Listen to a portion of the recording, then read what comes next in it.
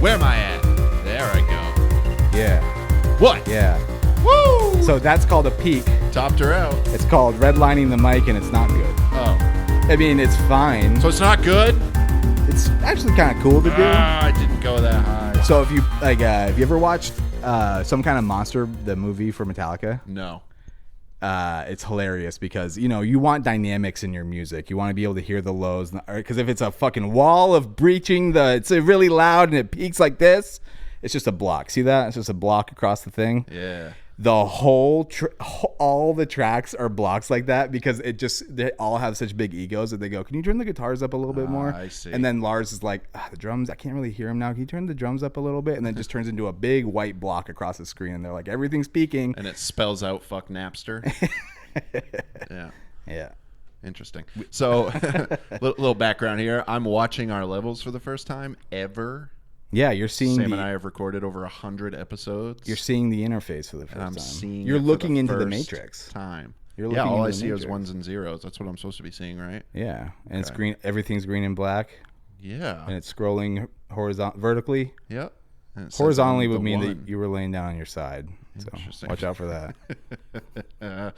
All right, welcome to the Music Period Podcast. We're always in mid-conversation when it starts. Probably pretty annoying. That's not what we're here for. We're going to talk about some music. We had a little conversation earlier. Are we a music review podcast or are we a music commentary podcast? What are we? Sometimes I feel like we're the Smithsonian for music. Okay, let's where we go with just that. Document everything that's happening and Everything. We're the authority. Everything. And you know what? I'm going to sidetrack a little bit Okay. here. We haven't recorded since. Just want to say R.I.P. DMX. Right. He's not a groundbreaking artist in any way. Or he wasn't. Yeah. And I don't mean to speak ill of the dead. He but had when banger I was after younger, banger, man, though. that dude ruled the game for a little while. Stop, drop, suck a dick, swallow all the glop. I don't think that's how it goes. Oh, yeah. So I kind of wanted to do It's Dark and Hell is Hot. This is his debut album. What Really what good were at the time. singles on that one? What you just sang. Suck a dick, swallow all the glop. Rough Rider Anthem. There's a couple other ones. I don't know. When I was a kid, I liked it. How it's going down. Back in my day. How it's going down. I mean, he was almost like a sub. He was like a barking Tupac. Yeah. He barked a lot. He was I feel like he did what, Immortal Technique was very dark and angry sometimes and told stories about awful shit. I feel like DMX was a better version of that same energy. I think Immortal Technique was probably a more talented rapper. Right, I agree there. But DMX had crossover appeal. He polished it better. Yes. Yeah. Yeah. Yeah, I don't know, man. He was a pillar. He was a pillar of hip hop. You can't tell the story of hip hop without DMX. Yeah. Yeah. And it seems it's sad. it seems like all the rappers have a lot of adoration for him too. He was 50. That's it. That's a bummer. Yeah. It's a bummer. He went to rehab in Nashua, not too far from us. Okay. And so my brother knew some people that were in the same house as him. No shit. I was like, I want to say cool, but probably just kind of weird would that be? Yeah, right? You're in rehab with DMX. You're in your most human moment with a celebrity. Yeah. That's really something. It's really weird. Yeah. Huh. Yeah. Well, thanks for listening to the show. Also kind of strange, but right next to each other, Black Rob passed away too. Not a pillar of hip hop, but had his moment in the sun. You didn't even really know. He was a Puff Daddy find. He had a song called Whoa. Every single song ended, or every single line ended with "whoa." It was a banger at the time. Was he rhyming the word before "whoa" or was he rhyming "whoa" with "whoa"? Probably a little both. And second follow-up question: was he using "whoa" like "whoa is me," or was it like "whoa"? He's astonished that something is happening. Give me a little context here. Like "whoa." Gotcha. Still a little confused, but all right. Let's say "whoa" as the superlative. That's a big word that I know. I'm not confused by it. He wasn't sad. He was saying, look at me. Now you're speaking my language. I'm like, whoa. More 3-letter words, please. Not, whoa. Or more like, whoa, I'm confused now. Anyway, he passed away, only 52. So we're getting these guys are being taken too young, man. It really sucks. Yeah. So if you have a problem, go get help. I don't know how Black Rob passed away, actually, but I know DMX. Well, it's a very sad story. Yeah. Very sad. Yep. Because he meant a lot to the people in his life. You can tell by the way that people have reacted to his death. And, you know, unfortunately, as creative people, I think you're a little bit more prone to feeling the pressures of being criticized. Yeah. For the thing that you love. It's a wicked catch-22. You know, you're given a gift, and it's, you know, everybody wishes that they had that same gift that you have, but along with that gift, you also have to navigate the waters of the other side, the dark water. And he was never, I mean, he had his moment. He had years. He had a good little span where his albums were hot. Mm-hmm. But then he was just never able to catch it again, you know? Yeah. That must have been hard. Absolutely. You know, you're selling out arenas. Now all of a sudden, maybe you sell out your local venue. I mean, after a while, you got to probably just go, I'm not doing shows anymore. Yeah. I guess I'm giving up my dream. Yeah. Or maybe that was the only thing keeping him going because he was able to fill those small ones. And then during the pandemic, he wasn't able to, so he got back into drugs. And I'm getting way ahead of myself. That's what happened to Justin Townes Earl. Yeah. That sucks. Yeah. That sucks. He was sober for a really long time. Yeah. And playing shows and constantly being on tour was like how he managed his sobriety. Damn. Man. And he passed away during the pandemic. It's unfortunate. Yeah. That was it's rare that a celebrity death hits me, but that guy was, you know, I had a lot of respect for that guy. Yeah. Yeah. Bummer, man. Yeah. Well, R.I.P. DMX, R.I.P. Black Rob, R.I.P. Justin Townes Earl. Yes, sir. I'm sure there's probably more people that died. Yeah, probably. One or two. It's a bummer, man. Yeah. But the good thing is we got a fun, not sad, not dark, the album that we're going to be reviewing this week. Yeah. So this is Dave's week. It is. And I struggled to find one. Yeah. This one kind of came up because so Sam and I worked together, and we had a little run of watching Childish Gambino videos. Mm-hmm. And of course, This Is America. That's best music video of all time, in my opinion. And we kind of dug deep, and I had one album that I was like really pumped to do. We'll do it again sometime. Sidebar, send us your top 5 favorite music videos of all time. Thanks. Yeah, and if This Is America isn't number one, you're wrong. Don't send it. Thanks. So anyway, we landed on Childish Gambino because the internet. Because the internet. What a fun name for an album. Yeah. It really, like, it makes it, at first you go, if you don't really understand, like, that internet lingo, you go, what the fuck is this? Right. This is not even a sentence that makes sense. Because it's not a There's not sentence. It's, the first half of the statement is missing. Right. Like, where's the question for the statement? Subject and a predicate. I think that's what the album is. Right. And, you know, there's references to internet culture all over this thing. Sure. But yeah, I mean, yeah. 2013. 2013. Yes. So we're 8 years in. And we're kind of at the peak of, like, YouTube is watching its creators soar. Right. And monetization is, like, really picking up on YouTube. And so everybody's trying to do, like, the viral video. Right. SNL starts doing digital shorts. Like, the Lonely Island's getting, it's like because the internet. Right. That's why it's all happening. It's because of the internet. Yep. Now, Childish Gambino, for those who don't know, is Donald Glover of Community, 30 Rock. Well, he was a writer for 30 Rock. Right. Showed up every now and then. That's how he got his start. Yeah. Tina Fey hired him to write for 30 Rock, one of the best sitcoms of the last 20 years. And he had to be young when that happened. For sure. Yeah. Yep. And before all that, he was a part of a internet comedy group called Derek Comedy. Okay. And they worked with College Humor. Yeah. So he's been a part of internet culture since the beginning. And then right before this too, he was doing stand-up comedy. Yeah. He has his own special. You can find it on Netflix. And he's funny. It's pretty funny. And he's kind of clean, I think. Yeah. Yeah, it's very Bill Cosby-ish. I feel like there's something missing. I can't quite put my finger on what the difference is. It's a drink with a missing ingredient. All of a sudden. Yeah. Well, anyway, this dude, like, how fucking talented is Donald Glover? Right. Stand-up comedy, writing for TV, making music, rapping, singing, directing videos, acting, dancing. This dude is looked at in society, in this culture, as a very, very talented performer, right? Right. Like, you think of Donald Glover, you go, holy shit, that guy's talented. He's still underrated, in my opinion, for how talented he actually is. Because it's spread amongst such a wide swath of... And he's probably not even 30. That's, like, so depressing. This dude kind of makes me want to puke. Yeah. To be honest with you. Yeah.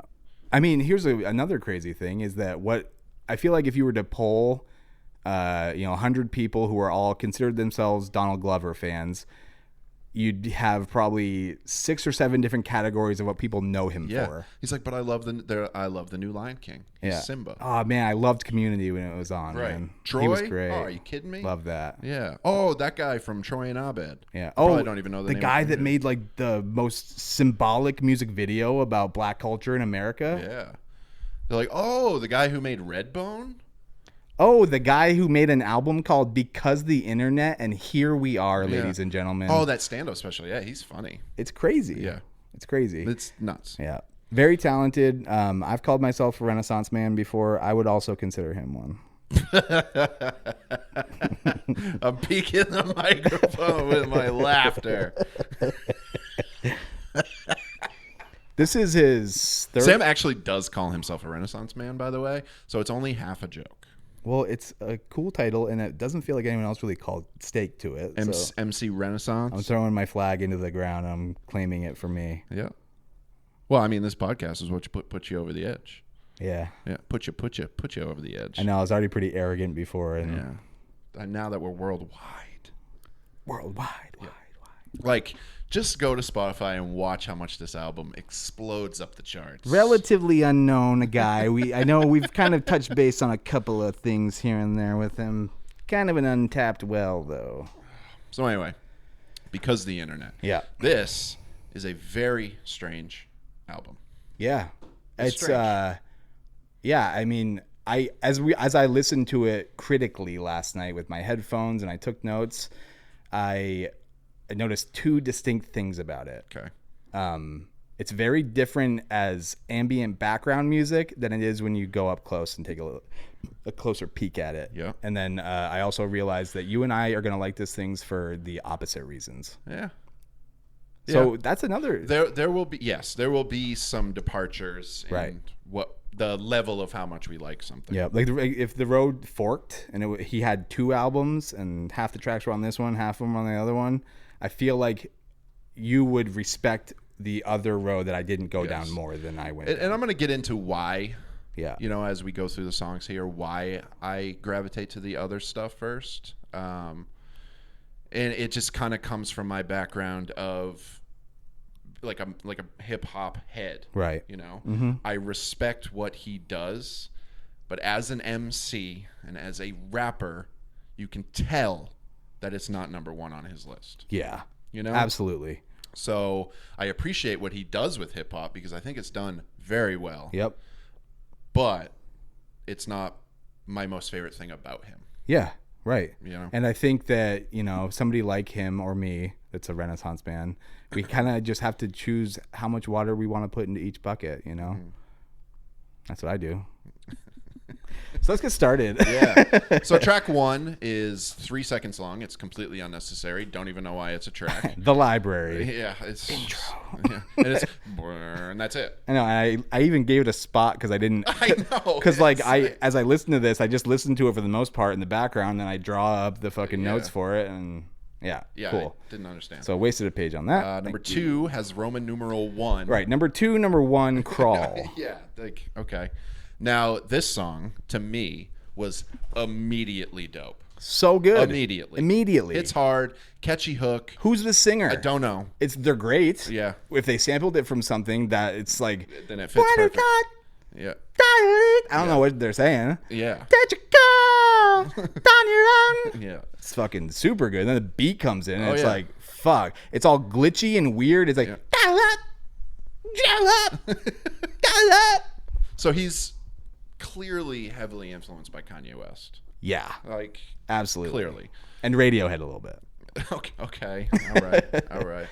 I would love for Childish Gambino, and this would make me respect him as an MC a little bit more. I already have a ton of respect for him. I'm not going to keep repeating myself on that. But as an MC, when you're going, like he's going, keep going. And he goes, dude. He fucking does, goes. But man, he's always kind of pausing with like a he switches the flow up, and the flow comes. It's preempted with a break in this. There's a silence. Yeah, and then he kind of like he accents every one of his verses with just something else. Yep. Like he never just fully goes into a full 16 bars or anything like Never. that. He's always There's just, like maybe one song on this thing where I picked that up. Which he clearly understands hip hop and he clearly knows how to craft a song. But I think that's why he isn't mentioned with like he's not known for his lyricism. And it almost seems like it's on purpose, man, because I feel I think so too. Keep going. I think he's purposely appealing to a certain audience. Yeah. I think he knows that the people that are going to like his stuff are close to his age range, and he sees what's out there, and he's trying to take what's in the spotlight and turn it into something that's a more respectable version of it. Okay. You know? Yeah. And I think he succeeds. Yep. I guess I just hear the talent. It's disappointing, and I want to to a certain extent. I want to hear more. Yeah. Keep going, dude. Your lines are dope. Yeah. You know? Yeah. It's just. I wrote one of them down. Let's see. Well, first off, I wrote the beat is like kind of scary, Yeah, a little bit. but exciting. Yeah. It's almost like going to a haunted house. Yeah. And you're like, this is kind of cool. I like getting scared. Let's see. This is gonna be good. Ain't nobody got time for that. Ain't nobody got to rhyme with that. That's like a straight pull from the big meme that was like, ain't nobody got time for that. Okay. That was super popular at the time. Yeah. And he referenced it in the song, and then it went meta in the song. Ain't nobody got time for that.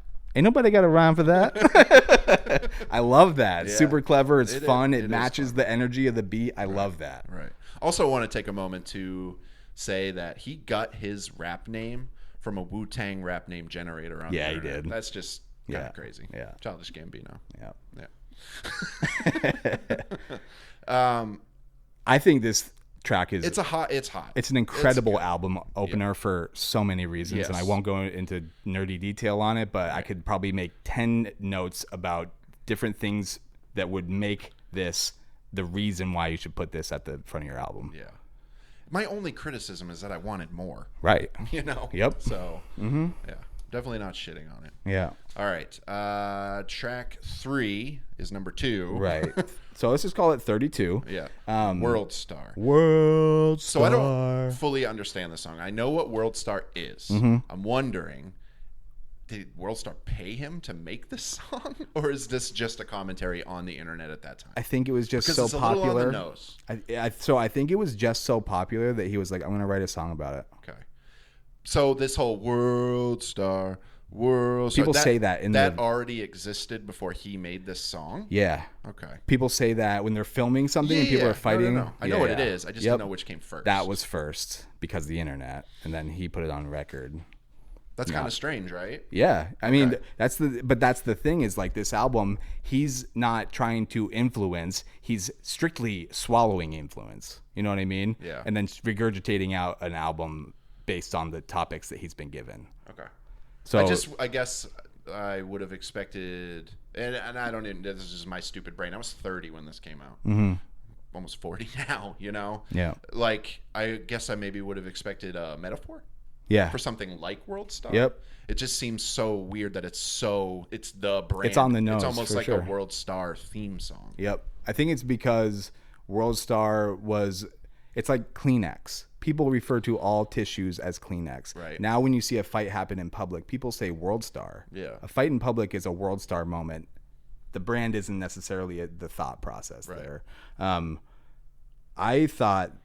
So these two songs, the 1-2 punch, the first one, I was impressed by his vocals or his lyrics on it. For sure. And his flow, it seemed like he kept a good pace. Yeah. The pace was enough to keep me interested the whole time. And then the second one hits and I go, oh, and now he's like, he can showing off that he can be goofy. Yeah. And it's still a banger. Yep. And then at the end of the song, you hear him mutter, nah, man, hold it horizontally. Talking about the phone. Yeah. It's just like, that's funny. It's goofy. You know what I mean? What's up with the horns at the end, though? Yeah. It doesn't fit. Yeah. To me. There's a lot. I don't know what kind of story he's trying to tell. I don't think there is one. But it almost got like sad or jazzy or whatever at the end. So did this album. Okay.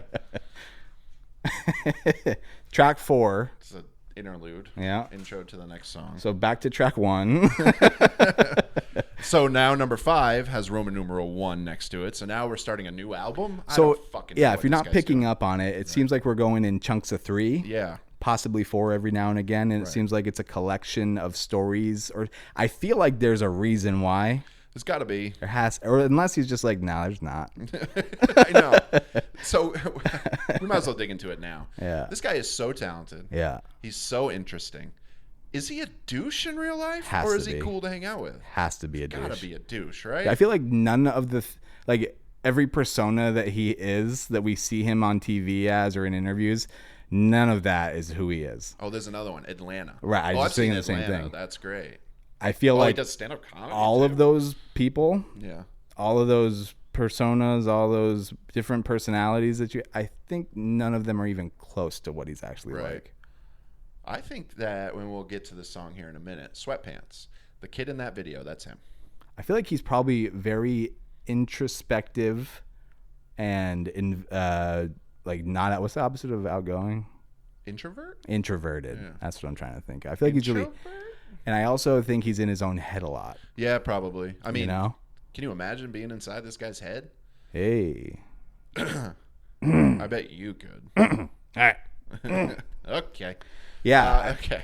I just feel like, there's no way this guy is anywhere close to as fun to hang out with as you think he is. He's not Troy. Nope. He's not Troy No. from Community. And he's not. Because he's not dumb. Troy's No. kind of dumb. Yeah. Yeah. And he's not the stand-up. No. He's thinking those things. Oh, yeah. He's taking in information constantly. Like this might sound insensitive. He probably thinks like he has Asperger's, where he's constantly taking in his surroundings, right, and then being like, "I made this with all that stuff that happened." Yeah, yeah. I'm a computer, also, by the way, because of the internet. Because of the internet. All right, so track 5 is number 1. The Worst Guys. Chance the Rapper. Only one of them, I guess. I think calling both the worst guys is kind of mean. So this is with Chance the Rapper. Back when a feature from Chance was like gold clout. Yeah. I don't like this song. Me neither. I don't like it at all. No. It's not the worst song I've ever heard. It's got a stupid hook. And then there's not even a full verse from Chance. He just says a couple of parts in the chorus. Yeah, right. Come on. Yeah, kind of dumb. Skip. Track 6 is number 2. Right. Makes sense. Yeah. So it's called Shadows? Yes. And this is the one where at the beginning when he's singing, he sounds exactly like Pharrell Williams. Okay. I almost thought it was a guest. Yeah. He can sing.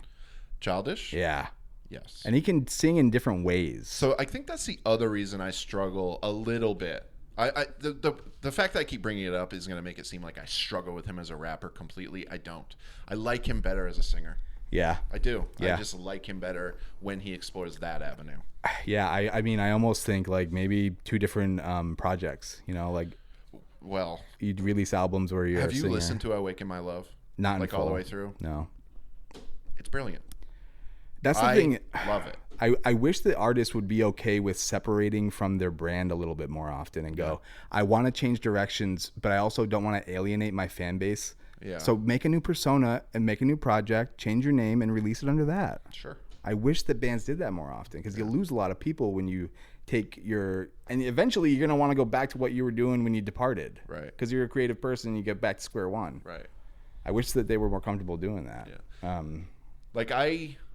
It would have been more on my brand to do Awaken My Love other than this album. Yeah. But I don't know.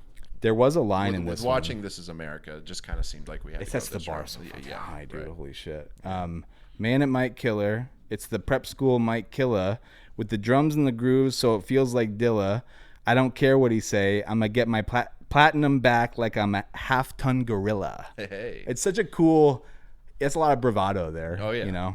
I'm gonna get my platinum back like I'm a half-ton gorilla. Yeah. And like it's cool because I'm listening to the album and the drum beat. There's a backbeat that's very human. Right. In the beginning of it, sounds like it's ripped and sampled. And it stood out so hard to me. And then when I actually listened to it, he references Dilla and the drum beat because that was what Dilla was known for, humanizing drum beats. That's pretty cool. And it's like, God, this guy's, he knows his shit. Right. Huh. Yeah. That's something I never in a million years would have picked up on. Yeah. All right.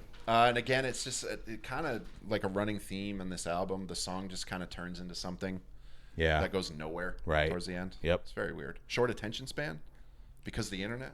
I don't know. Is this really? I feel like all every tied question together? that you have is the title of the album is your answer. Yeah. It's almost like clever. Jeopardy. It's clever as fuck. It's the Jeopardy. Is it because the internet? Yeah. Yeah. All right. Track 7 is number 3. Telegraph Ave, which is also Oakland by Lloyd, apparently. I'm confused. This song is whatever. I don't know. Yeah. It doesn't really fit for me. The only thing I took note of was at the beginning of it, the way that it starts, it's reminiscent of, remember Queens of the Stone Age, Songs for the Deaf? Yeah. This album starts and the car starts and he puts something in the tape deck and you hear the radio. Yeah. That's what they do on this. Yeah. And I go, that's kind of a cool nod. I thought of that song on the Little Sims album. Yep. 101 FM. Yeah. It's a good song. Yeah. All right. Number 8 is track 4. First time we see 4. Yeah, that's true. It would have been cool if he skipped number 4 on the album.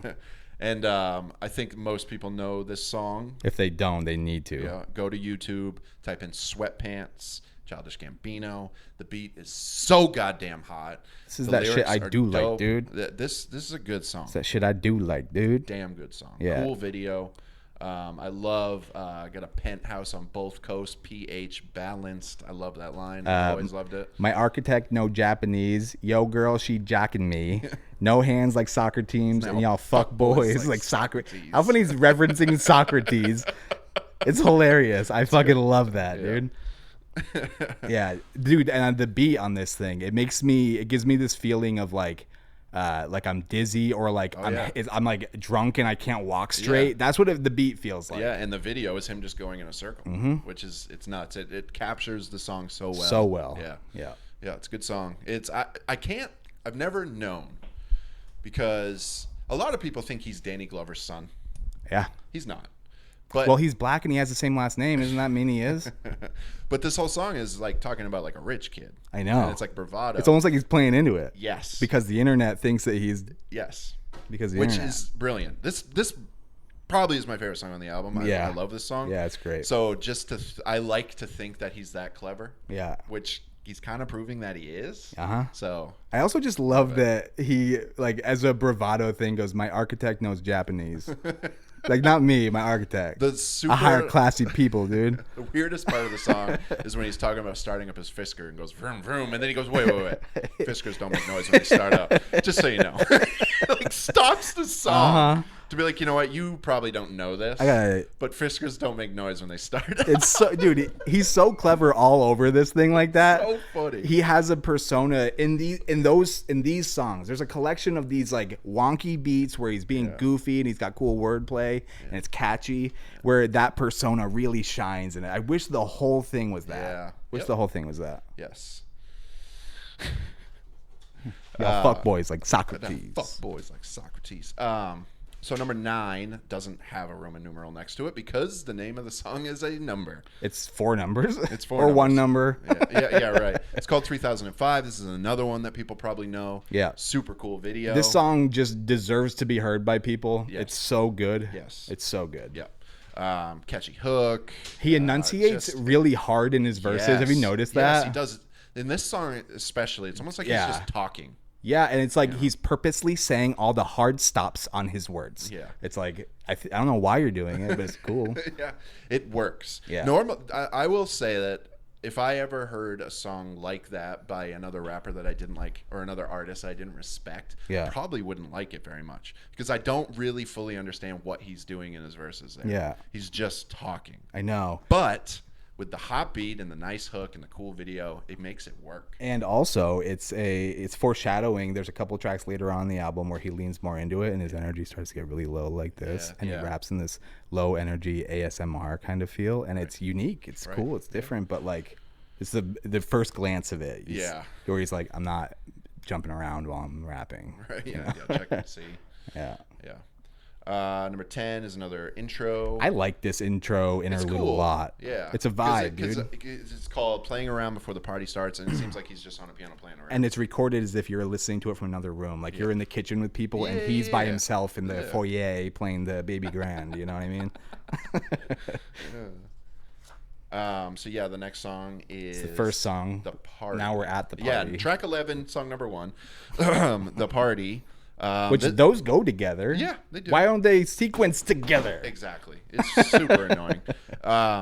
This was the first glimpse into him exploring what he does on Awaken My Love. This is also what I was referencing earlier when I said he has like a full 16 on this thing. The first verse, he melts the fucking beat. Okay. He melts it. Yeah. It's this like spaced out slow groove, and he starts ripping over it, and then the beat starts to pick up pace, and he's matching it as it picks up, and then it hits the chorus. Right. And it's like, Jesus Christ, that guy just fucking, it's dust. The beat is dust. I want to look up the verse here, but it's interesting. The song is produced by him. He produced it. Really? I wonder, I should have looked it up, but I wonder how much of it he actually did. So I was curious about that as well, because if he's making the music too, then he needs to go away, dude. Oh, okay. I see. Now the verse is coming back to me. Yeah. Mm-hmm. Yeah, it's super good. And and it's a short song. Yeah. He does it again.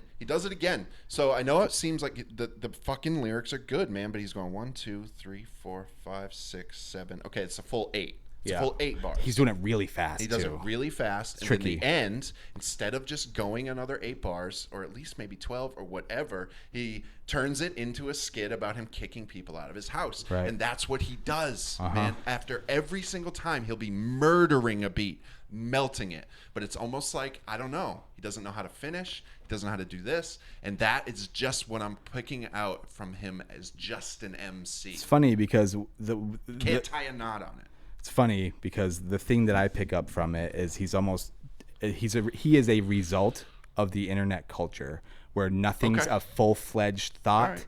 Everything, a 6-second Vine clip, a fucking 30-second YouTube video goes viral. Yep. And I don't think he's doing it like on purpose to make a commentary about it. He might be, but I feel like it's him kind of just being a product of what's happening. Yep. I totally understand that. And I get what you're saying too, and I agree. You know, I see, and I'm sure this resonates more with you than me, but like the potential is disappointing. Yes. You know? Yes. Yeah. And it goes hand in hand with he hasn't made another album like this. He hasn't made another hip hop album. So maybe he doesn't know how to tie it off, and he's like, I don't want to put it out because I don't like it. And it just seems he's so talented. He knows how to do so many different things.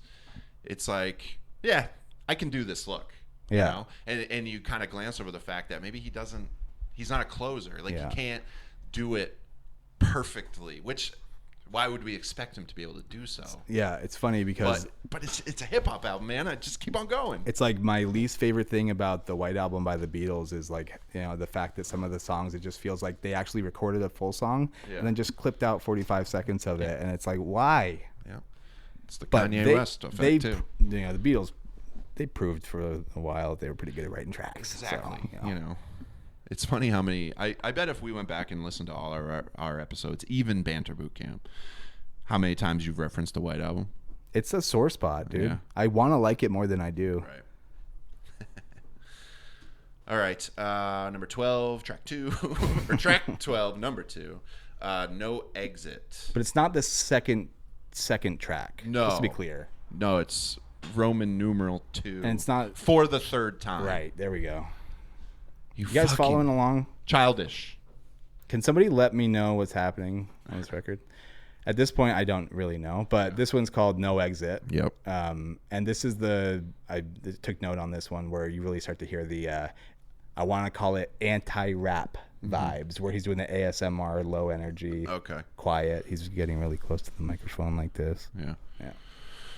Number 13, again, there's no Roman numerals here. It's an interlude that leads into our next collection.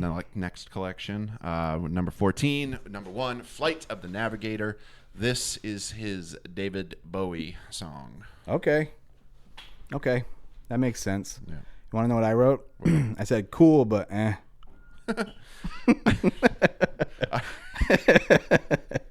Okay. And I like took the time to write that, so I really felt that. So, on Awaken My Love, which is where I feel like this whole album to me is a precursor.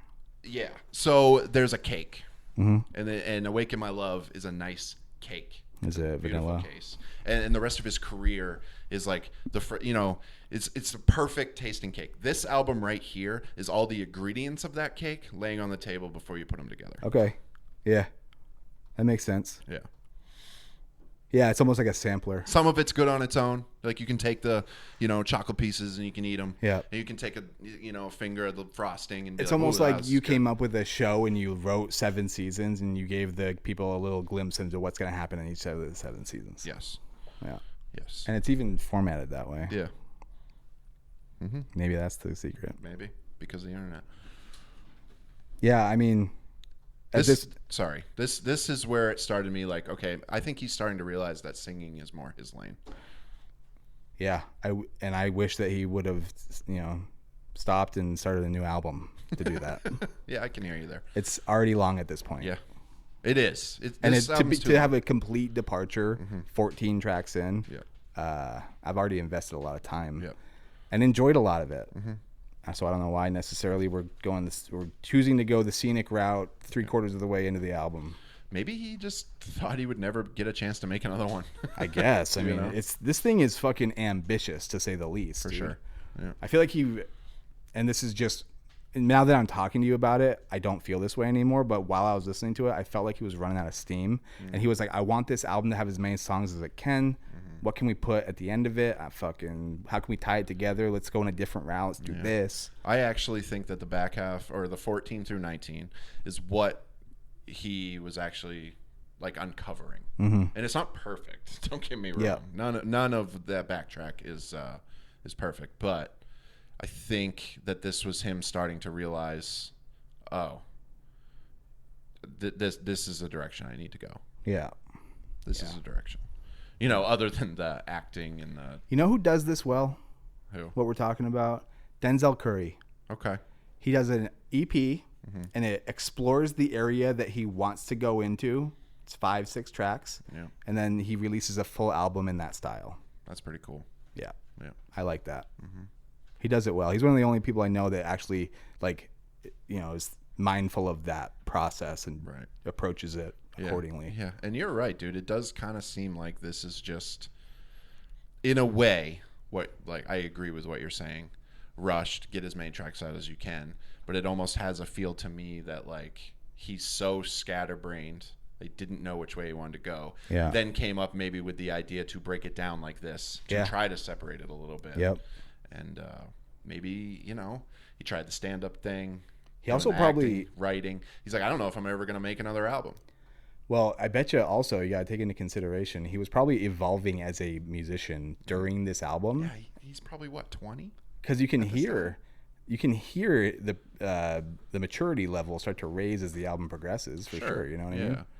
I mean, track 15, number 2. Yeah, so the last song was called Flight of the Navigator. Right. This one is called Zealots of Stockholm. Right. Free information. And this track is where this album really starts to turn into like a 4 a.m. hazy, partied out, trying to get home, walking 2 miles. I feel like I'm tired. Okay. And the vibe of the album kind of matches it. It's like jazzy. It's like a nightclub in the 50s, What? Childish Gambino was born in 1983. Wow. The same year as me. Wow. You were trying to say he was younger than me, dude. Wow. He looks good for... I did not see that coming. Dude, you should try and look that good for your age. You're such a fucking asshole. No, that's insane. That's crazy. So how old was he when... Jeez, 30. 30. When this came out. And he'd only done... No way. Sorry, I peaked. There's no way. I finished. I peaked in high school, but I even had an acid trip where I had a bad peak one time. That's crazy. He made an album called Because the Internet when he was 30. So Camp was his first one. What was his second one? Because this is his third, I think. Is it really? I know Camp was his first. I can't fucking remember what the second one was. Wow. So I'm trying to think about it from because the internet's his second. Okay. So that makes sense because hear me out. You have your whole life to write your first album. Everybody knows this. That's why a lot of bands, everyone always goes, yeah, the earlier work's better. It's, right. Yeah, I know. I had my whole life to fucking figure out what I wanted to do for that one. Right. You have a time crunch for your second one. So you mature to a certain point in your writing process to get to that first album. Yeah. And then if you're good at what you do and you're a Renaissance man like I am, you progress quickly when you start working on your second version of it. And by the time you're done with it, you probably don't like the shit that you started with, and you start moving in a different direction. And I bet you that this is a reflection of that process in his head. Okay. He started it off going, I got a pretty big audience right now. I want to make some fun songs. And then he realized, like, oh, shit, I'm actually pretty good at this shit, and I like it. Yeah. Let me take it a little more seriously. And by the end of the album, he was in a completely different area. Yeah. Yeah. That's pretty astute. Yeah. I like that. So Zealots for me was when he started to get creative, to what we were just talking about. I started taking a little bit more chances as a departure from the rest of the album. Yep. Number 16, Roman numeral 3 was And this was the first time I was like, boom, Awaken My Love. There it is. Yeah. I wrote Could Do Without. It's not bad, though. Yeah. I think that you're looking through it of the eyes of the first half of the album. Right. I mean, and that's what I've been holding it in, but me not enjoying the back half of this album is his fault. Yeah. He set the expectation right away. Yeah. For it to be a certain way, and then you didn't give me what I wanted. Right. And so your punishment is now I'm going to do a podcast about how I don't like a couple of songs on the album. And I think the reason why I like it is because of how much I like Awaken My Love. Right. And I can see the progression of him going that direction on the album now. Going back to it and listening, because when I first heard it, that album didn't exist. And this conversation has kind of made me realize a lot about this album. And I want to be clear. I even wrote it not bad. It's not a bad song. No, of course not. None of those tracks at the end of this thing are bad at all. They're very jazz influenced. If they were to be on a different album, I would probably give it a very good rating. Yeah. So Awaken My Love. Go listen to it. It's just the precursor. The tone is set. It's like going to a party where they say it's going to be a costume party, and you show up in a costume, and everyone's like in black tie. Oof. Yeah. I see what you're saying. I'm like, the first half of this thing, I'm goofing off, I'm having fun, then all of a sudden everyone's taking shit seriously, and I'm like, you're like, what the fuck happened? I'm blacked out drunk in front of someone's parents for the first time. Okay. Yeah, it's like everybody was drinking. Now the party changed because somebody brought a bunch of good weed. Now everybody's chilling. Yeah. Yep. Yeah. And you didn't talk to the person you have a crush on. They're gone now. Or you're the only one who took E. Yeah. And everybody else is fucking smoking. You're like, God damn it. You're hanging out with a bunch of people that like, they're also night owls, but you're not like them. Yeah. Yeah. All right. No, that was the last song. Was the last song. Pink Toes. Yeah, Pink Toes. I really, really liked the female feature on this song. Yeah. She sounded really, really good. Whoever it is. Yeah. Jean Akayo or something like that. I don't know. I've never heard of her. Wasn't familiar. But she sounds great. Yeah. She's got a beautiful voice. Yeah. I gotta stop saying Holy shit. I like this song just for what it is. It's fine. All I did was write arrows to the thing I wrote about it. Yeah, I can see that for sure. I was getting burnt out. I'm like, dude, we're at almost 20 tracks on this thing. Yeah. Jeez. So yeah, let's just get through it. 18, Roman numeral 2, Earth, the oldest computer, the last night. He's trying to tell some kind of story. I liked the instrumental on this one a lot. Super good. I wrote Star Crystals because it reminded me of like 80s outer space. Okay. I said, so I get that. I also heard like a big beat. I'm like, okay, you've been listening to my Dark Twisted Fantasy a lot. Yeah. Mm-hmm. You know. Yep. I was thinking possibly that was 3 years prior to this. You watched Tron. All right. Okay, so maybe he was listening to Graduation. Could be. This is so influenced by Kanye. Yeah. A lot of it. And so is another album that we listened to, but we'll get to that later. What? So the last track number 175. Yeah, Roman numeral 3. But it's actually artistically, if you look at it, it's supposed to be the opener. Life, the biggest troll. I don't know what Andrew. At this point, I feel like I'm drunk, or like I'm on a bunch of drugs. I don't understand what's happening. Right. You know. This one I didn't really have a lot to say about it. It kind of melded into the song prior. Yeah. A little bit. I wrote I want to start the album over. Did I miss something? Yeah. It's almost like watching a fucking like Tenet. Like, don't really understand. I gotta watch it again. Maybe I'll understand the ending. It's almost like, because the internet, it's like looking up something and now all of a sudden you're looking at something completely different. Yeah. It's like a rabbit hole. It's like for Banter Boot Camp, what I used to do with shadow boxing. I would look something up and then see where it would lead me. Yep. That's almost what this album's like. Yeah, once you peel the veil back, you can't put it back down. Right. You know, you start to peel layers of the onion, and all of a sudden your dick's hard. Right. But overall, yeah, overall, I like this album. He's a fucking talented asshole. Yes, he is. And he's handsome. Yeah. And he can dance. Yeah. And a bunch of other cool stuff too. If somehow you have not seen the This Is America video, stop listening to us and go watch that video. Yeah, right. Like, why it's are you? It's more relevant now than when it was when it came out. Why are you purposely avoiding it? Because it's the only way you haven't seen it at this point. Right. We introduced it to somebody a couple days ago. You know what, though? I do like the version where they put the other song in there. Don't even say it. It's too late. It's already in my head. This is crazy. Shut up! But here's my number. Call me, maybe. Sorry for that. But that song has been stuck in my head all My week. computer's just on fire now. So trying to handle the ones and the twos. So This Is America. You can find a sync up video with "Call Me Maybe" by Carly Rae Jepsen. And it really makes you think when you it's sit down and listen to it. Kind of weird. It makes you wonder, like, maybe Rebecca Black was trying to say something about police state and the culture for Rebecca Black. I mean, Carly Rae Jepsen was trying to make a statement about, you know, Americans and how shitty they are, you know. All right. All right. I like that album a lot. Yeah, it's good. And here's the thing. As much as I was getting burnt out at the end of it, it didn't stop me from going back and listening to it again over and over and over again. Yeah. So I'll make it clear. And I think now, listening to me and my brilliance and analyzing this album, you'd appreciate it a little more. Right. You just got into it a little late, and so your references are all coming from later on in his career. So that's what? Okay. I listened to this way before Awaken My Love came out. Dude, and I'll be honest, this before you were born. Okay, I probably did not appreciate the back half like I do now because of what I've heard. Oh, do you have a copy of it on 8-track like I do, and on vinyl and tape? Because all of them are so worn out that I had to go to the You know next why you're version like of this? it, dude? Do you want to know why you're like this? No. Because Please don't tell me. I don't want to know. Because of the internet. I think I fell out of the baby backpack I was in when I was a baby. My dad fell. So I squiggled out of it, technically. If you're going to use science term, I wiggled my way out. They pushed you out of it. They tried to kill me, baby, but here I am. Kill me, baby. Only got a little bit of jewel every night on my pillow, no big deal. Big ass wrinkly brain. Oh, baby. All right, so give it a listen. It's good. Yeah. If you're on our YouTube page, go check out my car breaks. Go check out my stock videos. Sam doesn't do shit. Dude, he's I'm always lazy, dude. He's part of corporate America. He And when I'm doesn't not- have any talent. And when I'm not, I'm laying out on the beach, getting my tan on. You know, if there's anything we can improve on, it's wrapping up a show. Yeah.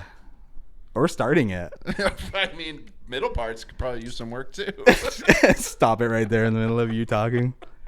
That's how we end it now. All right, yeah. I don't know. Check everything out. Rate it, like Music it, share Periods. it. Don't Listen to even do that. music. Who cares? If you're not, why are you here? We'll be back in a week or maybe two whenever Sam decides to put it up with another album. It's already drafted, so thanks, Dave, for trying to call me out publicly.